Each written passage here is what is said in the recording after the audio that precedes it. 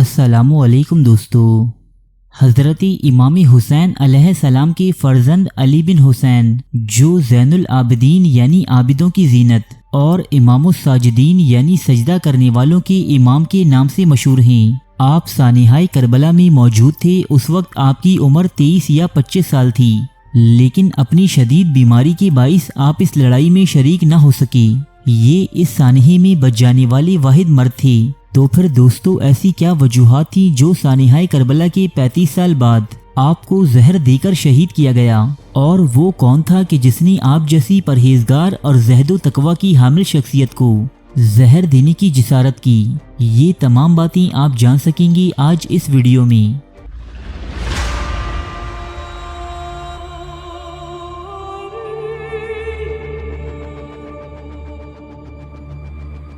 حسین ابن علی یا امام زین العابدین اثنا عشری اہل تشیع میں چوتھے اور اسماعیلیوں میں تیسرے امام مانے جاتے ہیں، جبکہ اہل سنت مکتبہ فکر سے تعلق رکھنے والے افراد بھی امام زین العابدین سے انتہائی عقیدت رکھتے ہیں اور آپ کی تعظیم و احترام کرتے ہیں۔ علم اور حدیث کے حوالے سے آپ کا رتبہ اس قدر بلند ہے کہ اہل سنت کی احادیث کی مستند ترین کتابوں صحاح ستہ یعنی صحیح بخاری، صحیح مسلم، ترمذی، سنن ابی داؤد، سنن نسائی، سنن ابن ماجہ اور مسند احمد میں آپ سے احادیث نقل کی گئی ہیں۔ امام بخاری اور مسلم بن حجاج قشیری سمیت دیگر بہت سے ائمہ کرام نے تہجد، نماز، حج اور بعض دیگر ابواب میں آپ سے روایات لی ہیں۔ علی بن حسین اپنے وقت کے سب سے بڑے عابد و زاہد اور شب بیدار تھے۔ حضرت امام مالک فرماتے ہیں کہ علی بن حسین کا اپنی موت تک روزانہ 1000 رکعت نفل پڑھنے کا معمول تھا، اور اسی کثرت عبادت کی وجہ سے آپ کو زین العابدین کہا جاتا تھا۔ امام سجاد واقعہ کربلا میں اپنے والد امام حسین اور ان کی اولاد و اصحاب کی شہادت کے دن شدید بیماری میں مبتلا تھے۔ روایات کے مطابق حضرت امام حسین رضی اللہ تعالی عنہ کی شہادت کے بعد شمر نے اپنے سپاہیوں کو حکم دیا کہ اسے بھی قتل کر دو، جس پر شمر کے ساتھیوں میں سے کسی نے کہا کہ کیا تم ایسے نوجوان کو قتل کرنا چاہتے ہو جو مریض ہے اور اس نے ہمارے خلاف جنگ میں بھی شرکت نہیں کی؟ اتنے میں عمرو بن سعد وہاں آیا اور اس نے کہا کہ ان عورتوں اور اس مریض کے ساتھ کوئی چھیڑ چھاڑ نہ کی جائے۔ عاشورہ کے بعد جب لشکر یزید نے اہل بیت کو اسیر کر کے کوفہ منتقل کیا تو ان میں حضرت امام سجاد علی بن حسین بھی شامل تھے، اور جب یزیدی لشکر اہل بیت کو خارجی اسیروں کے عنوان سے شام لے گیا تو حضرت زینب سلام اللہ علیہا کے علاوہ امام سجاد نے بھی اپنے خطبوں کے ذریعے حقائق واضح کیے اور اپنا تعارف کرواتے ہوئے یزید کے کارندوں کے جرائم کو اشکار کیا۔ امام زین العابدین واقعہ کربلا کے 35 برس بعد تک بقید حیات رہے، اور اس دوران آپ نے شہدائے کربلا کی یاد تازہ رکھنے کی ہر ممکن کوشش کی۔ آپ ہمیشہ پانی پیتے وقت اپنے والد کو یاد کرتے تھے۔ امام حسین علیہ السلام کے مصائب پر گریہ کرتے اور آنسو بہاتے تھے۔ حضرت امام جعفر صادق سے ایک روایت منقول ہے کہ امام زین العابدین نے تقریباً 35 سال تک اپنے والد کے لیے گریہ کیا، جبکہ دنوں کو روزہ رکھتے اور راتوں کو نماز و عبادت میں مصروف رہتے تھے۔ جب آپ کے سامنے کھانا اور پانی لایا جاتا تو آپ اپنے والد اور دیگر اہل خانہ کو یاد کر کے اس قدر روتے کہ آپ کے آنسو آب و غذا میں مل جاتے تھے۔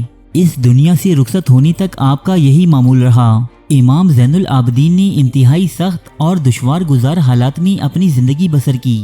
امام سجاد کو اموی حکمرانوں کی شدید بدگمانی کا سامنا تھا، اور امام کا کوئی معمولی سا کام بھی خطرناک نتائج پر ختم ہو سکتا تھا۔ ایسے حالات میں آپ کے پاس صبر کے سوا کوئی چارہ نہ تھا۔ دنیاوی جاہ و جلال کے طالب لوگ حکمرانوں کی قربت حاصل کرنے کے لیے آپ کے سامنے آپ کے بزرگوں اور جلیل القدر اصحاب اہل بیت پر دشنام ترازی کرتے، مگر آپ نے کبھی صبر کا دامن اپنے ہاتھ سے نہ جانے دیا۔ امام زین العابدین کے زمانے میں اور سانحۂ کربلا کے بعد اموی حکمرانوں کے خلاف مختلف تحریکیں اٹھیں، جن میں حرہ کی تحریک، تحریک توابین اور مختار ثقفی کا قیام قابل ذکر ہیں۔ ان تمام تحریکوں کے قائدین کی جانب سے امام زین العابدین کی حمایت حاصل کرنے کی کوششیں کی گئیں، مگر آپ نے ان میں سے کسی کا بھی خیر مقدم نہیں کیا۔ واقعہ کربلا کے بعد خلافت بنو امیہ کے خلاف جو بھی تحریک اٹھتی تھی وہ عوامی حمایت حاصل کرنے کے لیے یہ اعلان کرتی کہ ان کا مقصد حکمرانی کرنا نہیں، بلکہ وہ تو بنو امیہ سے خلافت چھین کر اس کے صحیح حقداروں یعنی اہل بیت کے حوالے کرنا چاہتے ہیں۔ اسی بنا پر اموی خلیفہ امام زین العابدین کو شہید کرنا چاہتے تھے۔ اس کے علاوہ حکمرانی وقت عوام الناس میں امام سجاد کی مقبولیت اور بے انتہا احترام دیکھ کر بھی ان سے شدید خائف رہتے تھے، لیکن چونکہ امام سجاد نہ تو کسی سیاسی سرگرمی میں حصہ لیتے تھے اور نہ ہی انہیں کسی دنیاوی عہدے کا لالچ تھا، اس لیے اموی خلفاء کا یہ سیاہ منصوبہ پایۂ تکمیل تک نہ پہنچ پاتا۔ اس مسئلے کا حل اموی خلیفہ ولید بن عبد الملک نے یہ نکالا کہ اس نے آپ کو زہر دے کر شہید کروا دیا۔ آپ کی وفات سن 95 ہجری میں ہوئی۔ آپ کی تجہیز و تکفین آپ کے فرزند حضرت امام محمد باقر نے کی اور آپ کو مدینہ منورہ کے جنت البقیع نامی قبرستان میں مدفون کیا گیا۔ حضرت امام زین العابدین کی وفات سے جڑی ایک روایت یہ بھی بیان کی جاتی ہے کہ آپ کی تدفین کے بعد آپ کی سواری کا اونٹ مسلسل آپ کی قبر مبارک کے قریب غمزدہ بیٹھا رہا اور بالآخر اس نے یہیں اپنی جان دے دی۔ ارے فرینڈز، ایک منٹ، آپ ایسے ہی جا رہے ہیں؟